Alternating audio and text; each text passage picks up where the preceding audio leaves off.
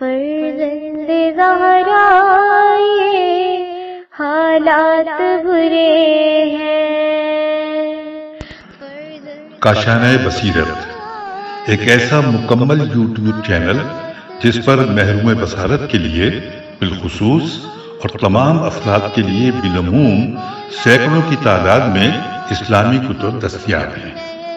لہذا گزارش ہے کہ آپ اپنی ذمہ داری نبھاتے ہوئے کاشانۂ بصیرت کو سبسکرائب کرنے کے ساتھ ساتھ بیل آئیکن کو پریس کیجئے تاکہ آپ علم کے حصول کے ساتھ ساتھ مذہب اہل بیت کی اشاعت میں بھی اہم کردار ادا کرتے رہیں۔ کاشانۂ بصیرت، کاشانۂ بصیرت، کاشانۂ بصیرت۔ فرزند زہرا یہ حالات برے ہیں۔ اعوذ باللہ من الشیطان اللعین الرجیم، بسم اللہ الرحمن الرحیم۔ السلام علیکم، یہ کاشانۂ بصیرت کا یوٹیوب چینل ہے جس سے میں آپ سے مخاطب ہوں، اور ہم پڑھ رہے ہیں کتاب کلام امیر المومنین علیہ السلام شرح نہج البلاغہ، جلد ہے 6 اور خطبہ نمبر 176 ہم ابتدا کریں گے آج اس کو پڑھنے کی۔ یہ ایک طویل خطبہ ہے اور اس کے تقریباً 10 حصے ہیں، تو پروردگار عالم سے دعا ہے کہ وہ توفیق دے کہ ہم اس خطبے کو مکمل طور پر صحیح طور سے پڑھ سکیں انشاءاللہ۔ آئیے خطبہ شروع کرتے ہیں جو کہ موجود ہے پیج نمبر 453 پر۔ بسم اللہ الرحمن الرحیم۔ ومن خطبۃ لہ علیہ السلام وفیہا یعظ ویبین فضل القرآن وینہی عن البدعۃ۔ اس خطبے میں آپ لوگوں کو واعظ و نصیحت اور فضائل قرآن بیان فرماتے ہیں اور بدعتوں سے منع فرماتے ہیں۔ خطبے کی سند: ابن ابی الحدید نے اپنی شرح، نیز ابن میثم نے اپنی شرح میں لکھا ہے کہ یہ ان ابتدائی خطبوں میں سے ہے جو امام علی علیہ السلام نے اپنی بیعت اور خلیفہ ثالث کے قتل کے بعد ارشاد فرمائے تھے۔ یہ اس بات کی غمازی کرتا ہے کہ ان دونوں شارحوں نے اسے نہج البلاغہ کے علاوہ کسی اور ماخذ سے اخذ کیا ہے، کیونکہ سید رضی رحمۃ اللہ علیہ نے ان مطالب کی طرف کوئی اشارہ نہیں کیا ہے جو ان دونوں شارحوں نے بیان کیے ہیں۔ زمخشری نے بھی کتاب ربیع الابرار میں اس خطبے کے کچھ حصے کو کافی فرق کے ساتھ نقل کیا ہے، جبکہ اس خطبے کا ایک اور حصہ نہج البلاغہ سے پہلے تالیف پانے والی 4 کتابوں اصول کافی، محاسن برقی، اعمالی صدوق اور تفسیر عیاشی میں بیان ہوا ہے۔ خطبہ ایک نگاہ میں: یہ وہ خطبہ مفصل خطبے میں ہے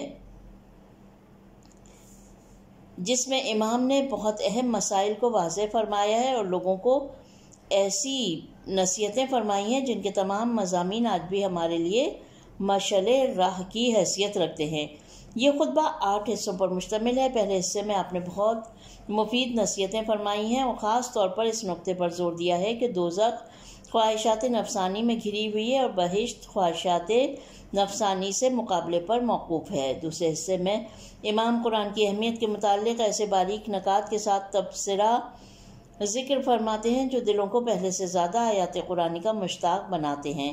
تیسرے حصے میں امام دستورات الہی پر عمل اور کاموں میں استقامت سے متعلق تاکید فرماتے ہیں۔ چوتھے حصے میں ایک بار پھر واعظ و نصیحت فرماتے ہیں اور خاص طور پر زبان کی حفاظت پر زور دیتے ہیں جو اپنی اور معاشرے کی اصلاح کا پہلا مرحلہ ہوتا ہے۔ پانچویں حصے میں اصل اسلامی تعلیمات کی پاسداری اور ہر قسم کی بدعتوں سے مقابلے کی اہمیت بیان فرماتے ہیں۔ چھٹے حصے میں قرآن کی اہمیت اور اس کی خصوصیت کو اجاگر فرماتے ہیں۔ ساتویں حصے میں اپنے آپ اور دوسروں پر ظلم و زیادتی کی اقسام کو بیان فرماتے ہیں۔ آٹھویں اور آخری حصے میں اصلاح نفس سے متعلق مختصر مگر جامع گفتگو فرماتے ہیں۔ اب شروع ہوتا ہے خطبے کا پہلا حصہ پیج نمبر 454 پر، اور اس طرح سے شروع ہو رہا ہے: ان تفیہو ببیان اللہ، اور ختم ہو رہا ہے تنزیعو الی المعصیتی فی ہوا۔ ترجمہ: خداوند عالم کے ارشادات سے فائدہ اٹھاؤ اور اس کے موعظوں سے نصیحت حاصل کرو اور اس کی نصیحتوں کو مانو، کیونکہ اس نے واضح دلیلوں سے تمہارے لیے کسی عذر کی گنجائش نہیں رکھی اور تم پر پوری طرح حجت کو تمام کر دیا ہے اور اپنے پسندیدہ اور ناپسندیدہ اعمال تم سے بیان کر دیے ہیں تاکہ اچھے اعمال بجا لاؤ اور برے کاموں سے بچو۔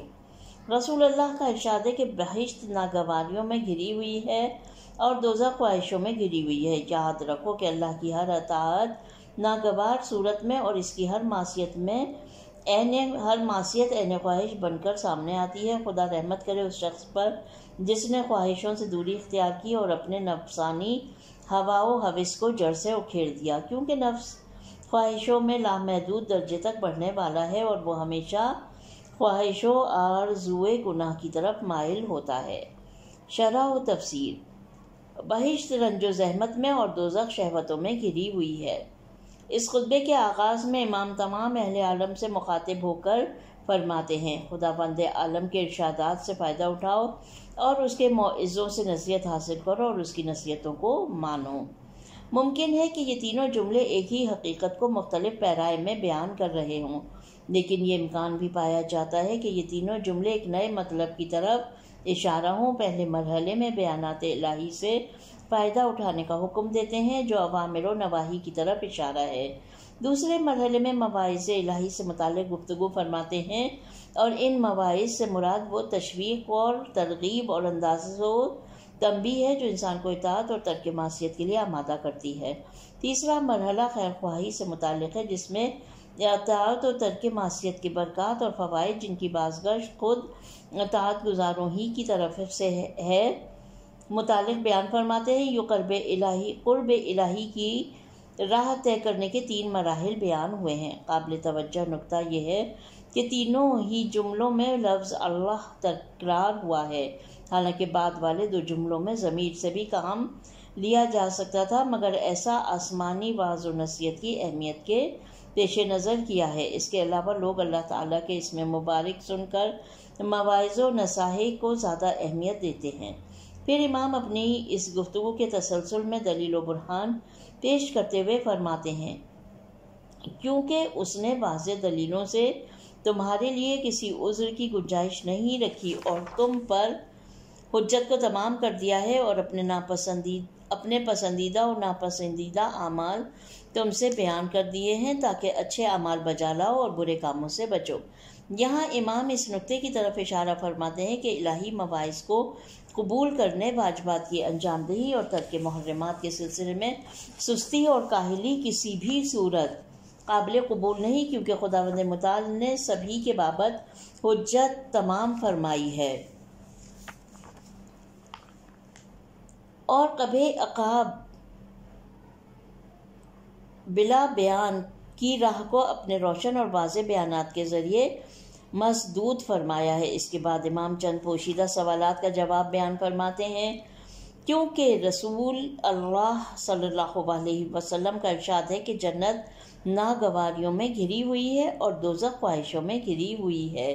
پھر اسی گفتگو کو آگے بڑھاتے ہوئے میں قول رسول کی مزید تاکید و توضیح کے لیے فرماتے ہیں، یاد رکھو کہ اللہ کی ہر اطاعت ناگوار صورت میں اور اس کی ہر معصیت عین خواہش بن کر سامنے آتی ہے۔ خدا رحمت کرے اس شخص پر جس نے خواہشوں سے دوری اختیار کی اور اپنے نفسانی ہوا و ہوس کو جڑ سے اکھیڑ دیا، کیونکہ نفس خواہشوں میں لامحدود درجے تک بڑھنے والا ہے اور وہ ہمیشہ خواہش و آرزوئے گناہ کی طرف مائل ہوتا ہے۔ یہ ایک حقیقت ہے کہ انسان کو احکام الہی کی اطاعت کے لیے خواہ و عبادات ہوں یا اس کے غیر جیسے معاملات، نیز اخلاقی فضائل کے حصول اور رذائل سے بچنے کے لیے بڑے پرپیچ اور دشوار گزار راستوں سے گزرنا پڑتا ہے، نیز نشیب و فراز اور صعب العبور گھاٹیوں کو عبور کرنا پڑتا ہے۔ پھر اس دوران منزل مقصود تک پہنچنے تک اسے ہر طرف سے لاحق ہونے والے ممکنہ خطرات کا بھی سامنا کرنا پڑتا ہے، لیکن گناہ کے راستے میں سرکش نفس گویا ایک ہموار شاہراہ پر بغیر کسی پیچ و خم اور رکاوٹ کے بڑی آسانی سے چلتا جاتا ہے۔ یہی اطاعت گزاروں کی جزا اور گناہ گاروں کے عذاب کا راز ہے۔ پیغمبر اکرم کی ایک جامع اور دلچسپ حدیث میں بیان ہوا ہے جب خداوند متعال نے جنت کو بنایا تو جبرائیل کو حکم دیا جاؤ ذرا اس پر نگاہ ڈالو۔ جبرائیل نے جا کر جنت پر ایک نگاہ ڈالی اور بارگاہ الہی میں عرض کیا، خداوندہ تیری عزت و جلالت کی قسم، جو بھی اس کی خصوصیات سنے گا یقیناً اس کی طرف آ جائے گا۔ اس کے بعد خدائے متعال نے جنت کو رنج و مشکلات کے درمیان قرار دیا اور دوبارہ جبرائیل کو حکم دیا جاؤ اور اس پر نگاہ ڈالو۔ جبرائیل نے اس پر نگاہ ڈالی اور آ کر عرض گزار ہوئے، خداوندہ مجھے خوف ہے کہ اس کیفیت کے ساتھ کوئی بھی اس کی تلاش میں نہ آئے۔ اور پھر جب اللہ نے جہنم کو خلق فرمایا اور جبرائیل سے ارشاد فرمایا جاؤ اس پر نگاہ ڈالو، جبرائیل گئے اور اس پر ایک نگاہ ڈالی اور بارگاہ الہی میں عرض کرنے لگے، تیری عزت و جلالت کی قسم، جو بھی دوزخ کی خصوصیات سنے گا اس میں داخل نہ ہوگا۔ پھر خداوند تعالیٰ نے جہنم کو شہوات و خواہشات کے درمیان قرار دیا اور جبرائیل سے فرمایا جاؤ اور اس پر نگاہ ڈالو۔ جبرائیل نے جا کر اس پر ایک نگاہ ڈالی اور عرض کی، تیری عزت و جلالت کی قسم، مجھے خوف ہے کہیں سبھی جہنم میں داخل نہ ہو۔ نقطہ عاشقان اطاعت الہی، یہ ہیڈنگ ہے۔ لکھتے ہیں، جو کچھ مذکورہ بالا خطبے کی اس عبارت میں نقل ہوا ہے وہ ایک حکم غالبی ہے نہ کہ دائمی، یعنی اکثر اطاعتیں رنج و مشکلات میں گھری ہوئی ہوتی ہیں اور اکثر گناہ، خواہشات و لذات میں گھرے ہوئے ہوتے ہیں۔ پھر یہ نقطہ بھی قابل توجہ ہے کہ یہ حکم غالبی عام لوگوں کے بارے میں ہے، ورنہ اولیاء اللہ اور سالکین راہ حق تو ایسے مقام پر فائز ہو جاتے ہیں کہ ہر اطاعت سے لطف اندوز ہوتے ہیں اور اس سے عشق کرتے ہیں اور ہر گناہ سے نفرت کرتے ہیں۔ چنانچہ رسول خدا کی ایک روایت میں نقل ہوا ہے، بہترین لوگ وہ ہیں جو عبادت سے عشق رکھتے ہیں اور اسے سینے سے لگاتے ہیں۔ چونکہ امام کے مخاطبین عام لوگ ہیں نہ کہ درگاہ الہی کے مقربین، لہذا مذکورہ عبارت اس صورت میں ذکر ہوئی ہے۔ چنانچہ خطبے کا ابتدائی حصہ بھی اس مطلب پر گواہ ہے۔ قرآن مجید میں بھی نماز اور روزے کے بارے میں ارشاد ہوتا ہے، یقیناً یہ کام نماز اور روزے کے ذریعے مدد طلب کرنا ایک مشکل کام ہے سوائے خاشعین کے لیے۔ سوال: امر بالمعروف و نہی عن المنکر کی تفسیر میں کہا جاتا ہے کہ معروف کے معنی شناخت شدہ کے ہیں کیونکہ نیکیاں انسانی روح کے لیے آشنا ہوتی ہیں، جبکہ منکر کے معنی ناشاختہ کے ہیں کیونکہ انسانی روح برائیوں سے ناآشنا ہوتی ہے۔ تو کیا یہ مشہور تفسیر مذکورہ عبارت میں منقول مطالب کے ساتھ متصادم نہیں؟ جواب: ذرا غور کرنے پر واضح ہو جاتا ہے کہ ان کے درمیان کوئی تضاد اور تصادم نہیں، کیونکہ نیکیوں کا شاختہ ہونا اور برائیوں کا ناشاختہ ہونا درک کلی کے لحاظ سے ناشناختہ ہونا چاہیے۔ مجھے نہیں پتا کہ یہ کوئی ورڈ ہے ناشاختہ، لیکن یہاں پر بار بار لکھا گیا ہے تو یقیناً ہم اس کو اسی طرح پڑھ رہے ہیں، لیکن مجھے یہ سمجھ میں آ رہا ہے کہ یوں بھی شاید کہہ سکتے ہیں کیونکہ نیکیوں کا نا شناختہ اور برائیوں کا نا شناختہ ہونا درک کلی کے لحاظ سے گناہ کے جاذبوں اور اطاعت کے دافعوں سے کوئی تضاد نہیں رکھتا۔ مثلا ہم سب علم سے لطف اندوز ہوتے ہیں اور جہل سے نفرت کرتے ہیں، لیکن تحصیل علم کے راستے میں بہت سی دشواریاں ہیں جنہیں بعض اوقات انسان نظر انداز کر دیتا ہے، جبکہ سستی اور کاہلی میں آسائش اور راحت ہے، اسی لیے کبھی کبھار انسان اس کی طرف کھنچا چلا جاتا ہے۔ دوسرا حصہ، یہاں پر خطبے کا پہلا حصہ ختم ہو جاتا ہے، پیج نمبر ہے 459 اور دوسرا حصہ شروع ہو رہا ہے جو کہ کچھ اس طرح سے ہے، وَعَلَمُوا عِبَادَ اللَّهِ إِنَّ الْمُؤْمِنَ، اور ختم ہو رہا ہے وَتُوحَتَيَّ الْمَنَازِلِ۔ ترجمہ: اللہ کے بندو، تمہیں معلوم ہونا چاہیے کہ مومن زندگی کے صبح و شام میں اپنے نفس سے بدگمان رہتا ہے اور اس پر کوتاہیوں کا الزام لگاتا ہے اور اس سے عبادتوں میں فضونی کا خواہش مند رہتا ہے۔ تم ان لوگوں کی طرح بنو جو تم سے پہلے آگے بڑھ چکے ہیں اور تم سے قبل اس راہ سے گزر چکے ہیں۔ انہوں نے دنیا سے یوں اپنا رخت سفر باندھا جس طرح مسافر اپنا ڈیرا اٹھا لیتا ہے، اور دنیا کو اس طرح طے کیا جس طرح سفر کی منزلوں کو۔ شرح و تفسیر، ہیڈنگ ہے شرح و تفسیر میں محاسبہ نفس۔ امام خطبے کے اس حصے میں سالکان راہ حق اور طالبان قرب الہی کو ایک اور اہم درس دیتے ہوئے فرماتے ہیں، اللہ کے بندوں، تمہیں معلوم ہونا چاہیے کہ مومن زندگی کے صبح و شام میں اپنے نفس سے بدگمان رہتا ہے اور اس پر کوتاہیوں کا الزام لگاتا ہے اور اس سے عبادتوں میں فضونی کا خواہش مند رہتا ہے۔ یہ بات ہم جانتے ہیں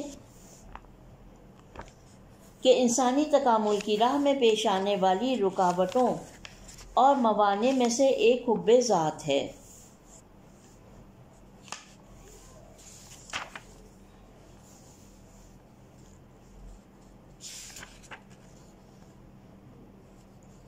جو انسان کے عیوب کو اس کی نظروں میں خوبصورت اور اس کی کمزوریوں کو طاقت بنا کر دکھاتا ہے۔ پس اگر کوئی ترقی اور کمال کی راہ پر گامزن ہونا چاہتا ہے تو اسے چاہیے کہ اپنے بارے میں بدبین اور بدگمان رہے اور اپنے اعمال و صفات سے متعلق ناقدانہ نظر رکھے۔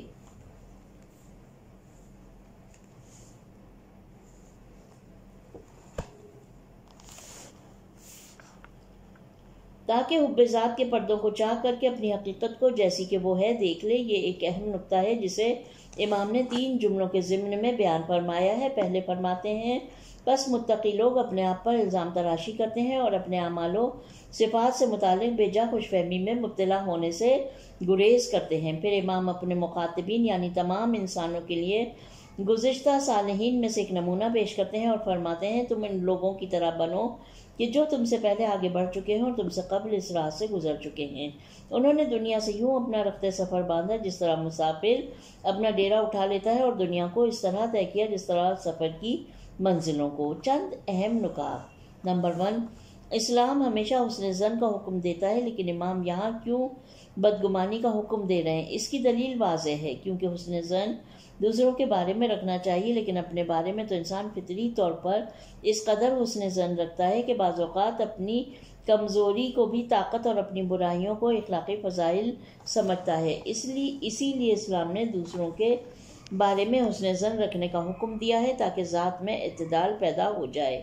انسان کو چاہیے کہ اپنے اوپر ناقدانہ نگاہ رکھے اور بغیر کسی کوتاہی کے اپنے اعمال و کردار کا جائزہ لے تاکہ اس کے سامنے ترقی و تکامل کی راہ کھل جائے، بالکل اس شخص کی مانند جو ایک پرہول راستے کو عبور کر لیتا ہے۔ جب انسان سب چیزوں کو خوش بینی کی نظر سے دیکھتا ہے تو بہت سے دردناک حوادث کا شکار ہو جاتا ہے، اور اگر بدگمانی کی نظر سے دیکھے گا تو بہت محتاط ہو کر خطرات سے گزر جائے گا اور منزل مقصود پا لے گا۔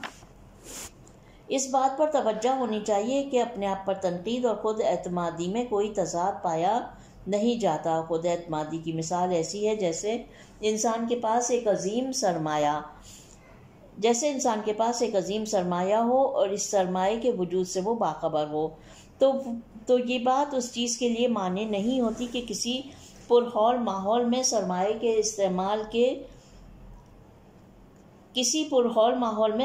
کے استعمال میں احتیاط کو بھول جائے۔ نمبر 2، امام اپنے مخاطبین کے لیے 2 قسم کے لوگوں کو 2 نمونہ قرار دیا ہے۔ امام نے اپنے مخاطبین کے لیے 2 قسم کے لوگوں کو 2 نمونہ قرار دیا ہے، ایک وہ جو ماضی بعید میں جیتے تھے اور دوسرے وہ جو ماضی قریب میں جیتے تھے، کیونکہ ان دونوں گروہوں کے حالات کا جائزہ انسان کے لیے بہت سے تجربات اور درس کا باعث ہوتا ہے۔ نمبر 3، امام اس عبارت کے آخر میں یہ دستور دیتے ہیں کہ تم لوگ دنیا کی نسبت اس شخص کی مانند ہو جس نے خیمے کے ستونوں کو اکھاڑ کر اسے سمیٹ لیا ہے اور اپنی منزل کی طرف روانہ ہوا ہے۔ وہ راستے میں پڑنے والی منزلوں کو یک کے بعد دیگرے طے کرتا ہے اور دنیا کو کبھی بھی اپنی منزل کی نظر سے نہیں دیکھتا۔ اتفاق سے سبھی دنیا پرستوں کی پریشانیاں یہیں سے شروع ہو جاتی ہیں کہ وہ موت کو یکسر بھول جاتے ہیں اور عملی طور پر اپنی اس دنیاوی زندگی کو ابدی خیال کرتے ہیں، اس بات سے غافل کہ بعض اوقات ہم اپنی آنکھوں سے دیکھتے ہیں کہ چند سیکنڈوں کا زلزلہ یا سیلاب سینکڑوں برسوں کے ذخیروں کو نابود کر دیتا ہے اور ایک آباد علاقے کو اس طرح ویران کر دیتا ہے گویا وہاں کبھی انسانوں کی بستی تھی ہی نہیں۔ تیسرا حصہ، یہاں پر خطبے کا دوسرا حصہ ختم ہو گیا۔ پیج نمبر 461 اور تیسرا حصہ شروع ہو رہا ہے، جو کہ اس طرح سے شروع ہو رہا ہے وَاعْلَمُوا أَنَّ هَذَا الْقُرْآنَ، اور ختم ہو رہا ہے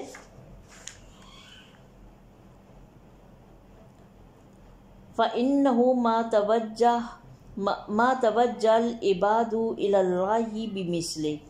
ترجمہ، اور یاد رکھو کہ یہ قرآن ایسا نصیحت کرنے والا ہے جو فریب نہیں دیتا،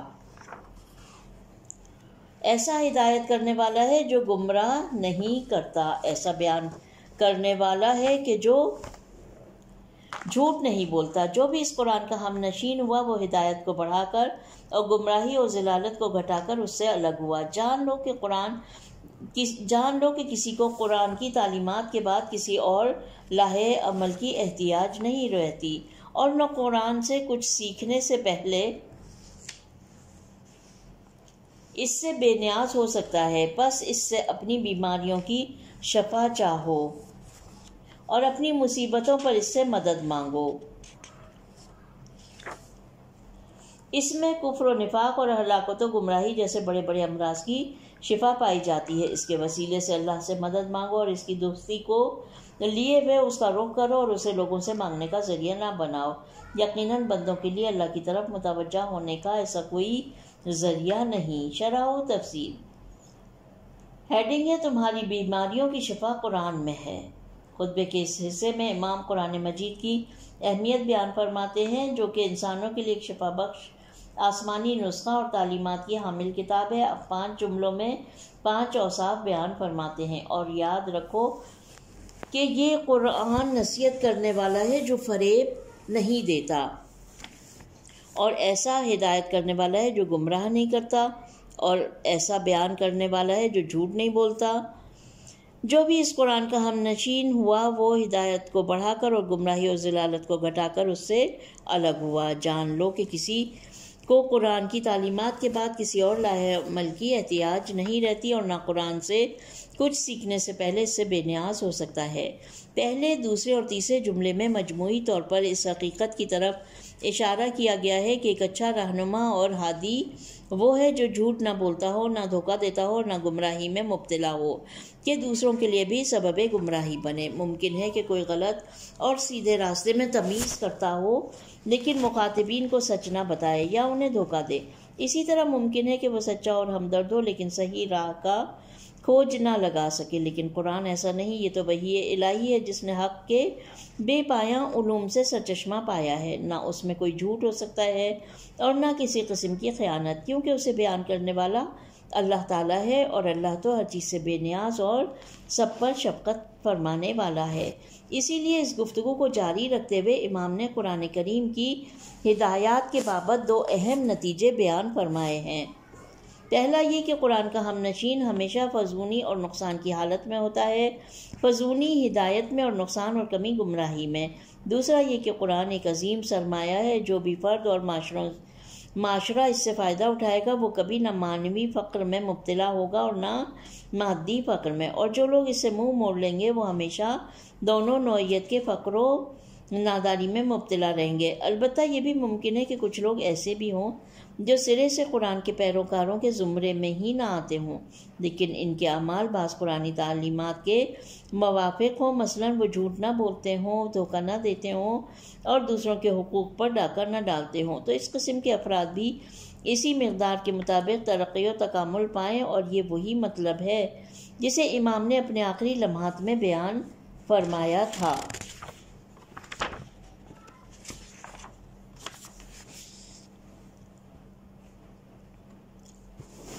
اللہ فی القرآن ما یسبقکم بالعمل بہ غیرکم۔ خدا را قرآن کو نہ بھولنا، کہیں دوسرے اس پر عمل کرنے میں تم سے آگے نہ بڑھیں۔ مذکورہ جملے میں بعد القرآن سے مراد نزول قرآن کے بعد ہے یا اس پر عمل کے بعد؟ اس سلسلے میں نہج البلاغہ کے شارحین نے مختلف تفاسیر بیان کی ہیں، لیکن دوسری تفسیر صحیح ہے، کیونکہ مادی اور معنوی فقر کو دور کرنے والی شے قرآن پر عمل کرنا ہے، نہ کہ عمل سے عاری محض اس کا نزول۔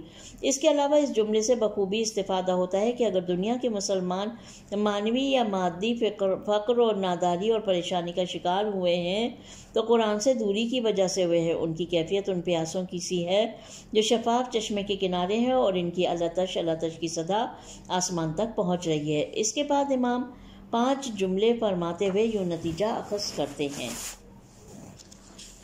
پس اس سے اپنی بیماریوں کی شفا پاؤ۔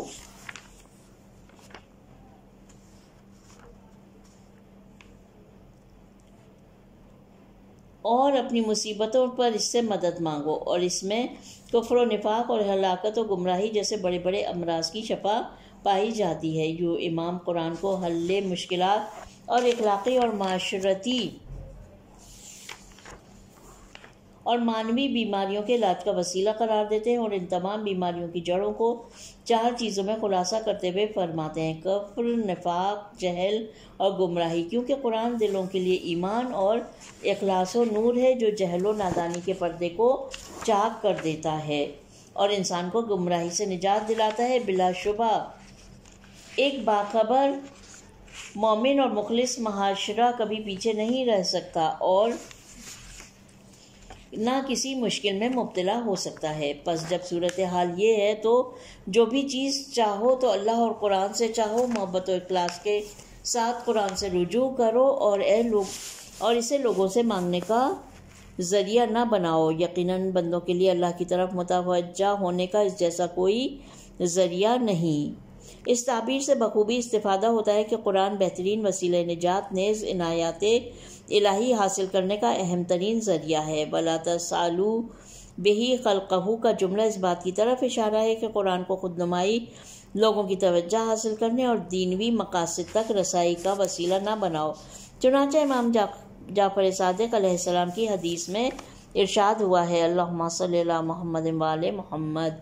یقیناً لوگوں میں سے بعض اس لیے قرآن پڑھتے ہیں کہ لوگ کہیں کہ وہ قاری قرآن ہے، بعض اس لیے قرآن پڑھتے ہیں کہ اس کے ذریعے دنیاوی فوائد حاصل کریں، جبکہ ایسے قرآن پڑھنے میں کوئی خیر نہیں ہوتی، اور ایک گروہ اس لیے قرآن کی تلاوت کرتا ہے کہ وہ اس سے اپنی نماز اور شب و روز میں معنوی فائدے اٹھائے۔ نکتہ: قرآن اور بیماریوں سے شفا۔ یہ بات درست ہے کہ بہت سی احادیث میں قرآن کے جسمانی بیماریوں کے لیے بھی معالج اور شفا بخش ہونے سے متعلق بیان ہوا ہے۔ اس عظیم الہی کلام سے متعلق یہ بعید نہیں کہ یہ مردے کو بھی زندہ کر دے جائے کہ یہ بیماریوں کے لیے شفا دہندہ ہو، لیکن جو کچھ مذکورہ کلام میں آیا ہے وہ معنوی اور اخلاقی بیماریوں کے علاج سے متعلق ہے۔ امام نے اس نوعیت کی 4 بیماریوں کفر، نفاق، جہل اور گمراہی کی طرف اپنی گفتگو مرکوز فرمائی ہے۔ اس گفتگو کے ضمن میں امام قرآن سے توسل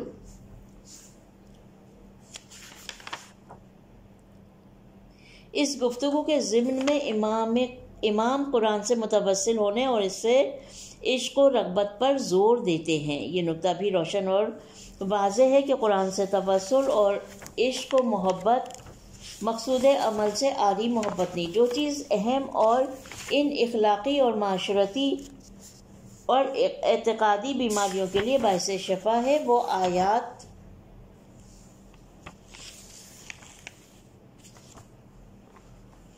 آیات کے مضامین سے آگاہی، ان پر عمل پیرا ہونا ہے۔ چنانچہ پیغمبر اکرم نے اسی طریقے سے پسماندہ ترین انسانی معاشروں کو ایک ترقی یافتہ اور طاقتور اور سربلند معاشرے میں تبدیل کیا۔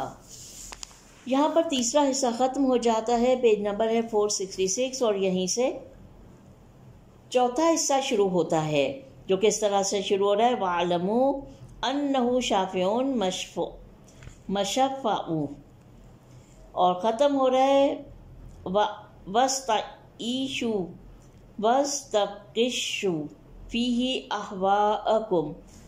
ترجمہ: جان لو کہ یہ قرآن ایسا شافع ہے کہ جس کی شفاعت قبول، اور ایسا گواہ ہے کہ جس کی بات مقبول ہے۔ روز قیامت قرآن جس کی شفاعت کرے گا وہ مشمول شفاعت ہوگا، اور جس کی قرآن نے شکایت کی تو اس کی گواہی اس کے مخالف میں قبول کی جائے گی، کیونکہ روز قیامت منادی ندا دے گا: جان لو جس کسی نے جو کچھ بویا ہے آج وہی کاٹے گا۔ آج ہر انسان اپنے اعمال کا گروی ہے، سوائے ان کے جنہوں نے قرآن کی کھیتی آباد کی اور قرآن کا بیج بویا۔ لہٰذا تمہیں بھی قرآن کی کھیتی بونے والا اور قرآن کا پیروکار بننا چاہیے۔ خدا تک رسائی کے لیے اسے دلیل اور رہنما بناؤ، اور اپنے نفوس پر قابو اور گرفت کے لیے اس سے پند و نصیحت طلب کرو، اور اس کے مقابلے میں اپنی خواہشات کو غلط اور فریب خوردہ سمجھو۔ شرح و تفسیر: قرآن شافع روز جزا ہے، یہ ہیڈنگ ہے۔ لکھتے ہیں خطبے کا یہ حصہ بھی قرآن کی برکات و آثار کے بارے میں ہے، البتہ اس فرق کے ساتھ کہ گزشتہ حصے میں قرآن کی اسی دنیا میں حاصل ہونے والی مادی اور معنوی برکات کا تذکرہ تھا، مگر اس حصے میں فقط آخرت میں حاصل ہونے والی برکات سے متعلق گفتگو فرماتے ہیں اور خصوصاً شفاعت قرآن کے بابت تاکید کرتے ہوئے فرماتے ہیں۔ ترجمہ: جان لو کہ یہ قرآن ایسا شافع ہے کہ جس کی شفاعت قبول اور ایسا گواہ ہے کہ جس کی بات مقبول ہے۔ روز قیامت قرآن جس کی شفاعت کرے گا وہ مشمول شفاعت ہوگا، اور جس کی قرآن نے شکایت کی تو جس کی گواہی اس کے مخالف میں قبول کی جائے گی۔ بلا شبہ قرآن کی شفاعت خود زبان حال سے ہو یا زبان قال سے، دونوں ہی صورتوں میں ان لوگوں کے بارے میں ہے جنہوں نے اس پر عمل کیا، اور قرآن کی شکایت ان لوگوں کے بارے میں ہے جنہوں نے اسے پسے پشت ڈالا اور اس کی نسبت بے خبر رہے۔ پھر امام مزید بیان کرتے ہوئے فرماتے ہیں۔ ترجمہ: کیونکہ روز قیامت منادی ندا دے گا، جان لو کہ جس کسی نے جو کچھ بویا ہے وہ آج وہی کاٹے گا۔ آج ہر انسان اپنے اعمال کا گروی ہے، سوائے اس کے جنہوں نے قرآن کی کھیتی آباد کی اور قرآن کا بیج بویا۔ لہٰذا تمہیں بھی قرآن کی کھیتی بونے والا اور قرآن کا پیروکار بننا چاہیے۔ یہ اس معروف حدیث الدنیا مزرعۃ الآخرہ کی طرف اشارہ ہے کہ جو بھی اس زمین میں بیج بوئے وہ اس کی فصل کو قیامت کے دن کاٹ لے گا۔ امام فرماتے ہیں تم لوگ اس کھیتی میں قرآنی آیات کے بیج بو، کیونکہ صرف یہی بیج مفید اور ثمر آور ہے، اور دوسرے نقصان اور خسارے کا باعث ہوں گے۔ جن لوگوں کا کردار قرآنی تعلیمات کے موافق ہوگا وہ قرآنی بیج بونے والے ہیں، اور جن کے اعمال قرآن کے خلاف ہوں گے وہ قرآن سے بیگانہ اور مصیبتوں میں گھرے ہوئے ہوں گے۔ اس گفتگو کے آخر میں امام اس حقیقت کی طرف اشارہ فرماتے ہیں کہ ہر چیز میں قرآن ہی اصل معیار ہونا چاہیے۔ چنانچہ آپ فرماتے ہیں خدا تک رسائی کے لیے اس قرآن کو دلیل اور رہنما بناؤ اور اپنے نفوس پر قابو اور گرفت کے لیے اس سے پند و نصیحت حاصل کرو، اور اس کے مقابلے میں اپنی خواہشات کو غلط اور فریب خوردہ سمجھو۔ امام ان چند مختصر جملوں میں 3 اہم نکات کی طرف اشارہ فرماتے ہیں۔ پہلا یہ کہ صحیح اعتقادات قرآن سے اخذ ہونے چاہیے، دوسرا یہ کہ مطلوبہ اخلاق و کردار قرآن کے زیر سایہ حاصل کرنا چاہیے، تیسرا یہ کہ قرآنی حق و باطل کو پرکھنے میں معیار و مقیاس ہونا چاہیے۔ یہ عبارت قرآنی مفاہیم سے متعلق کی ہوئی تفاسیر بالرائے اور خود ساختہ قضاوتوں کے بطلان پر ایک اور تاکید ہے۔ چنانچہ متعدد روایات میں آیا ہے جس کسی نے بھی قرآن کی کسی آیت کی اپنی مرضی سے تفسیر کی وہ یقیناً کافر ہو گیا۔ ایک اور روایت میں مذکور ہے کہ خدا بند عالم فرماتا ہے جو میرے کلام کی اپنی مرضی سے تفسیر کرے گا وہ مجھ پر ایمان نہیں لایا۔ یہ بات قابل توجہ ہے کہ پروردگار کی شناخت کے لیے قرآن کے ذریعے استدلال جو کبھی دلائل توحید جو پورے قرآن پر نمایاں ہیں کے ذریعے انجام پاتا ہے، اور کبھی خود قرآن کے ذریعے جو ایک ایسی باعظمت اور بے نظیر کتاب ہے کہ ایک طرف وہ نبوت کی دلیل ہے اور دوسری طرف ذات پروردگار کی ایک لازوال نشانی۔ یہ بات تمام معجزات کے بارے میں صادق ہے، بالخصوص قرآن کے بارے میں۔ آرا و احوا کے الفاظ جو کہ مذکورہ عبارت میں آئے ہیں ان دونوں میں فرق اس اعتبار سے ہے کہ آرا قرآن کے مخالف اعتقادات کی طرف اشارہ ہے، جبکہ احوا قرآن کے خلاف نفسانی خواہشات کی طرف اشارہ ہے۔ 5واں حصہ۔ یہاں پر خطبے کا چوتھا حصہ بھی ختم ہوا اور ہم بڑھ رہے ہیں 5ویں حصے کی جانب۔ پیج نمبر ہے 469۔ آئیے شروع کرتے ہیں۔ العملہ ثم نہایا، یہاں سے شروع ہو رہا ہے اور ختم ہو رہا ہے ضعیفہ انا شاہد لکم و حجیج یوم القیامت عنکم۔ ترجمہ ہے عمل کرو اور عاقبت و انجام کو دیکھو، ثابت قدم رہو۔ پھر یہ کہ صبر کرو، تقویٰ و پرہیزگاری اختیار کرو، تمہارے لیے ایک منزل منتہا ہے، خود کو وہاں تک پہنچاؤ، اور تمہارے لیے ایک نشان ہے، اس سے ہدایت حاصل کرو۔ اسلام کی ایک حد ہے، تم اس حد و انتہا تک پہنچو۔ اللہ نے جن حقوق کی ادائیگی کو تم پر فرض کیا ہے اور جن فرائض کو تم سے بیان کیا ہے انہیں ادا کر کے اس سے عہدہ برا ہو جاؤ، میں تمہارے اعمال کا گواہ اور قیامت کے دن تمہاری طرف سے حجت پیش کرنے والا ہوں۔ شرح و تفسیر۔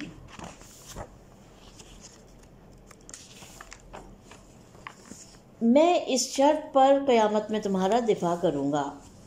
یہ ہیڈنگ ہے۔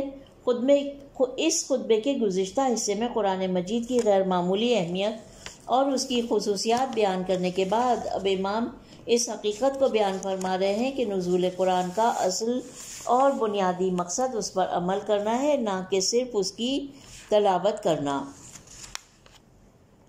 تلاوت و قرات۔ چنانچہ آپ فرماتے ہیں عمل کرو، راغبت و انجام کو دیکھو، ثابت قدم رہو، پھر یہ کہ صبر کرو، تقوی و پرہیزگاری اختیار کرو۔ امام کی اس مختصر عبارت میں مذکور 5 مراحل در حقیقت سیر و سلوک اللہ اور انسان کے تکامل جیسے لازمی لاہے عمل کا نچوڑ ہے۔ سب سے پہلے انسان کو چاہیے کہ اپنے لاہے عمل کو طے کرے اور اسے ادھورا چھوڑے بغیر تکمیل تک پہنچائے۔ پھر اس بات کا بھی خیال رکھنا چاہیے کہ راہ راست سے منحرف نہ ہو جائے۔ اس کے بعد نفسانی خواہشات اور شیطانی وسوسوں پر صبر و تحمل کا مظاہرہ کرے۔ پھر اس مرحلے سے بھی آگے بڑھتے ہوئے شبہات کے مقابلے میں بھی زہد و تقوی سے کام لے۔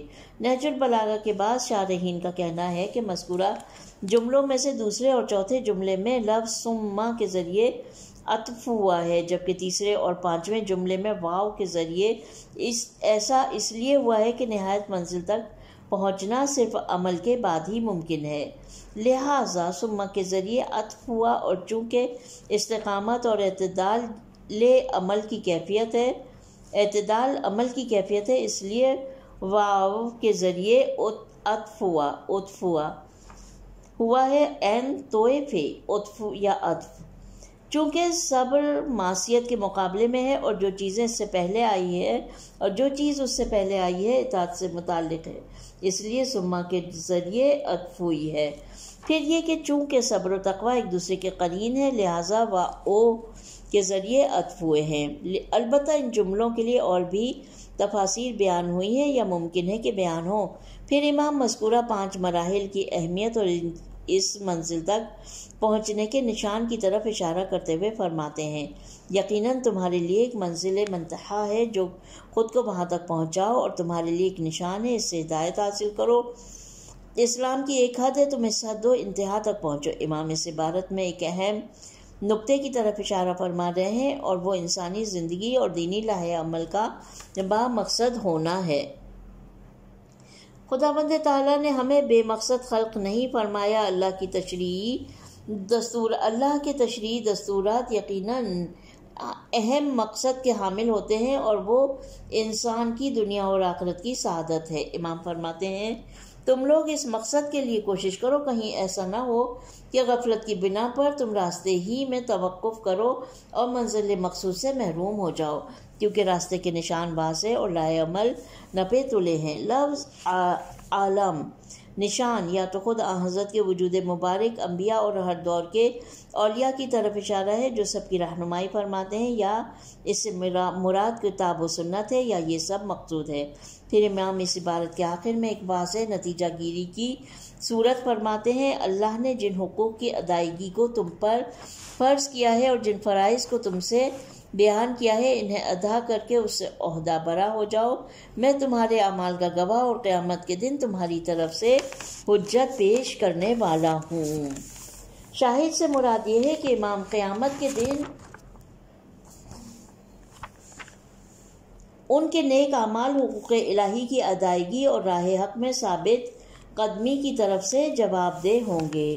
یہ تعبیرات قرآن مجید سے ماخوذ ہے، جہاں ارشاد ہوتا ہے قیامت کے دن ہم ہر گروہ کو اس کے امام کے ساتھ بلائیں گے، قیامت کے دن ہم آپ کو ان سب پر گواہ بنا کر لائیں گے۔ یہاں پر خطبہ نمبر 176 کا 5واں حصہ ختم ہوتا ہے الحمدللہ، اور ہم بڑھ رہے ہیں چھٹے حصے کی جانب، جو کہ کچھ اس طرح شروع ہو رہا ہے الا و ان القدر السابق، اور ختم ہو رہا ہے اہل المروقی منقطع بہم عند اللہ یوم القیامہ، ترجمہ: دیکھو جو کچھ ہونا تھا وہ ہو چکا اور جو خدا کا فیصلہ تھا وہ سامنے آ گیا۔ میں الہی وعدے پر برہان کی روح سے بات کرتا ہوں۔ ارشاد رب العزت ہے، بے شک وہ لوگ جنہوں نے یہ کہا کہ اللہ ہمارا پروردگار ہے اور پھر وہ اس عقیدے پر جمے رہے، ان پر فرشتے اترتے ہیں اور یہ نوید سناتے ہیں کہ تم خوف نہ کھاؤ اور غم نہ کرو، تمہیں اس جنت کی بشارت ہو جس کا تم سے وعدہ کیا گیا ہے۔ اب تمہارا قول یہ ہے کہ اللہ ہمارا پروردگار ہے، تو اس کی کتاب اور شریعت کی راہ اور اس کی عبادت کے نیک طریقے پر جمے رہو اور اس سے نکل نہ بھاگو اور نہ ہی اس میں بدعتیں پیدا کرو اور نہ اس کے خلاف چلو، اس لیے کہ اس راہ سے نکل بھاگنے والے قیامت کے دن اللہ کی رحمت سے جدا ہونے والے ہیں۔ شرح و تفسیر: خطبے کے اس حصے میں امام پہلے ماضی کے حالات کی طرف ایک اجمالی اشارہ کرتے ہیں اور پھر فرماتے ہیں، دیکھو جو کچھ ہونا تھا وہ ہو چکا اور جو خدا کا فیصلہ تھا وہ سامنے آ گیا۔ یہ ہے اردو ترجمہ عبارت کا۔ اس بارے میں کہ اس جملے میں قضاء و قدر سے کیا مراد ہے، نہج البلاغہ کے شارحین نے مختلف امکانات پیش کیے ہیں، لیکن اس کے بعد آپ نقل ہونے والے بیانات کے پیش نظر بعید نہیں کہ یہ آپ کی ذمہ داری سے متعلق امور کی طرف اشارہ ہو۔ چنانچہ پیغمبر کی احادیث میں اس سے متعلق پیشگوئی ہو چکی تھی اور اس بارے میں بھی کہ عہد شکنوں اور مفسدوں کا ایک گروہ آپ کے خلاف قیام کرے گا۔ ظاہر ہے کہ قضاء و قدر سے مراد چنانچہ اس کی شرح کے مقام پر بیان ہوا بندوں پر جبر اور ان سے اختیار کو سلب کرنا نہیں ہے، بلکہ بشر کے اختیاری افعال کے آثار بھی ایک قسم کی قضاء و قدر ہے۔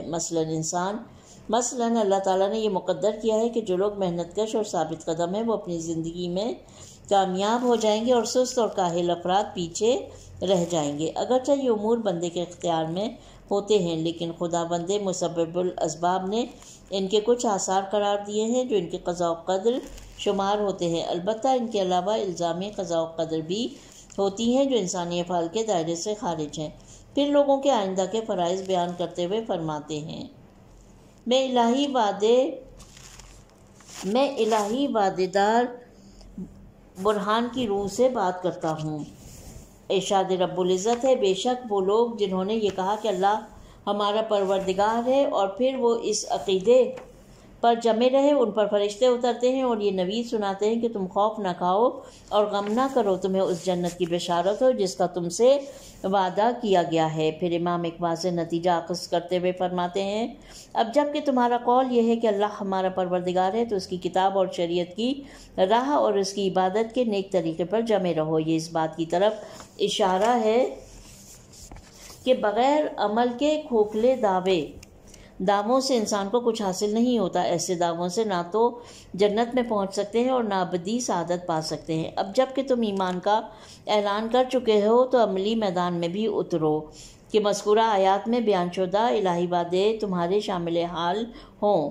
یہ تین جملے وَاسْتَقِیمُوا عَلَىٰ کِتَابِهِ و ممکن ہے کہ اصول دین پر خالص اعتقاد و فروعات میں اوامر کی اطاعت اور نیک رفتار و اخلاق کی طرف اشارہ ہو۔ جب تک مومنین ان تینوں مراحل پر عمل پیرا نہ ہوں گے، آیت میں مذکور الہی وعدوں کے سزاوار نہ ہوں گے۔ اس کے بعد آپ ان خطرات کو بیان فرماتے ہیں جو اس راہ پر چلنے والوں کو ہر وقت لاحق ہوتے ہیں، اور اس سے نکل نہ بھاگو اور نہ ہی اس میں بدعتیں پیدا کرو اور نہ اس کے خلاف چلو، اس لیے کہ اس راہ سے نکل بھاگنے والے قیامت کے دن اللہ کی رحمت سے جدا ہونے والے ہیں۔ امام اس عبارت میں تین بھٹکے ہوئے گروہوں کی طرف اشارہ کرتے ہوئے ہمیں خبردار کرتے ہیں کہ ان کی راہ پر قدم نہ رکھنا۔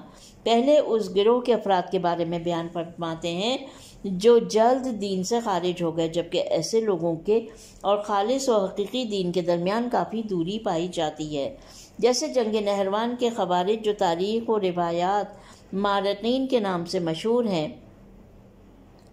اس گروہ کے افراد بظاہر دین کے اس قدر پابند تھے کہ ناواقف لوگ ان کو حقیقی دیندار سمجھتے تھے، حالانکہ انہوں نے دین میں صرف اس کے ظاہر پر اکتفا کیا تھا اور اسلام کی حقیقت اور روح سے بالکل اجنبی تھے۔ دوسرا گروہ ان بدعت گزاروں کا ہے جو دین میں اپنی مرضی کے مطابق تبدیلی کرتے ہیں۔ در حقیقت یہ لوگ اپنی ناقص فکر اور نفسانی خواہشوں کو احکام الہی پر ترجیح دیتے ہیں کہ جن کے نمونے خلفاء کے دور میں کم نہ تھے۔ تیسرے گروہ کے لوگ وہ ہیں جو جان بوجھ کر احکام الہی کی مخالفت کرتے ہیں اور جو احکام ان کی عارضی مفادات کے منافی ہیں انہیں بڑی آسانی سے پسے پش ڈال دیتے ہیں۔ ان کا نمونہ امیر شام کے اس معروف جملے میں جھلکتا ہوا نظر آتا ہے کہ خدا کی قسم میں نے تم لوگوں سے اس لیے جنگ نہیں کی کہ تم نماز پڑھو، روزہ رکھو اور زکوٰۃ دو، یہ کام تو تم کرتے ہی ہو، میں نے تم سے صرف اس لیے جنگ لڑی ہے کہ تم پر حکومت کروں۔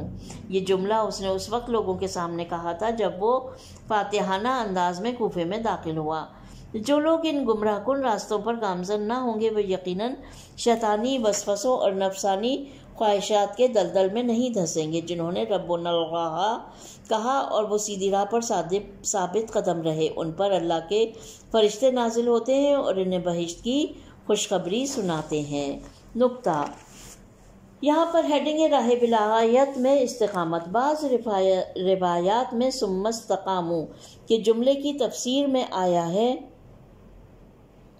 کہ یہ جملہ ولایت کی طرف اشارہ ہے۔ امام حضرت موسی الرضا اللہم صلی علی محمد و آل محمد اس شخص کے جواب میں جس نے مذکورہ آیت میں استقامت کی تفسیر کے بارے میں سوال کیا تھا، خدا کی قسم استقامت سے مراد وہی ولایت ہے جس پر تم قائم ہو۔ البتہ دین میں سیدھی راہ پر ثابت قدمی اور استقامت کا مفہوم کافی وسیع ہے کہ اس کے مصادیق میں سے ایک واضح مصداق ولایت اہل بیت علیہم السلام ہے۔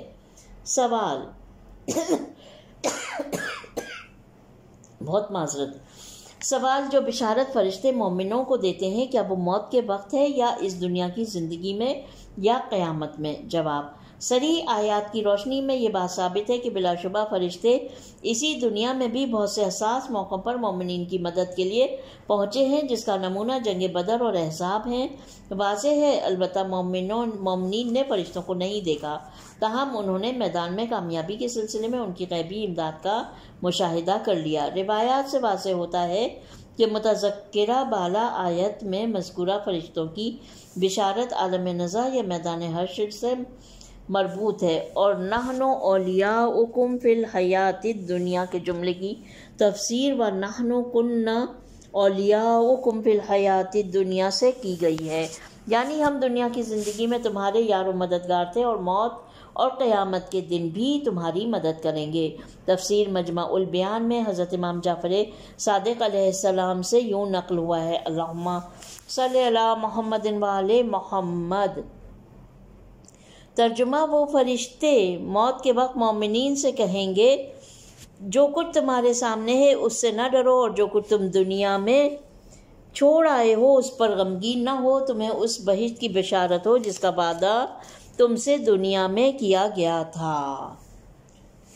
یہاں پر خطبہ نمبر 176 کا چھٹا حصہ ختم ہو گیا ہے الحمدللہ، اور یہیں پر ہم آج کی اپنی ریڈنگ کو ختم کر رہے ہیں، اور انشاءاللہ اپنی سیکنڈ جب ہم پڑھیں گے اب دوبارہ شروع کریں گے، اور اگلی جو ہماری ریکارڈنگ ہوگی اور ریڈنگ ہوگی تو اس میں 7واں حصے سے ہم 7ویں حصے سے اور خطبے کے آخر تک پڑھیں گے انشاءاللہ۔ پروردگار عالم سے دعا ہے کہ وہ ہماری اس کوشش کو، اس کاوش کو اپنی بارگاہ میں قبول اور مقبول فرمائے۔